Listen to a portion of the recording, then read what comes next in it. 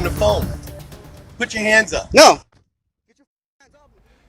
Now at 6, no good deed goes unpunished. A man who returned a cell phone he found lying in the street says he never thought it would end with him being held at gunpoint.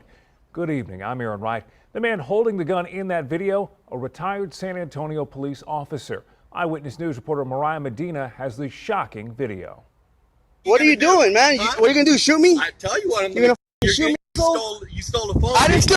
She dropped on the floor. A return phone ending with a gun drawn. Put your hands up. No. A San Antonio man too afraid of retaliation to go on camera says he was trying to do the right thing 2 Sundays ago when he found a smashed phone in the street. A police report saying he held on to the locked phone and answered when it rang, telling the caller he would return it after he ran an errand.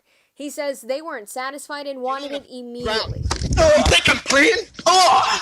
The report says they tracked the phone to Culebra Road where a woman banged on the man's window as he was in the middle of the street.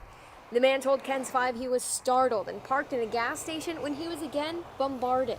He says he threw the phone out of the window frustrated that he was being accused of stealing and thought the worst was over, that is, until he got to a Home Depot parking lot, encountering a retired San Antonio police detective whose face were blurring because he hasn't been charged with the crime. I don't think that there's any justification to come up on an individual in plain clothes. You're not an officer anymore. To draw your weapon and try to get somebody down on the ground. There's just no reason for it. It's clearly an abuse in my mind.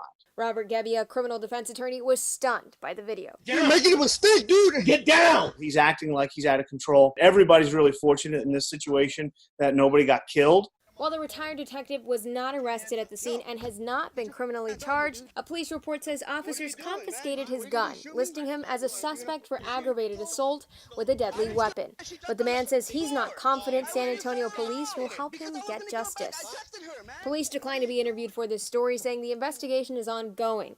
Calls and messages to the retired detective were not returned. I think he's in a lot of trouble as it stands now. Mariah Medina, KENS 5 Eyewitness News.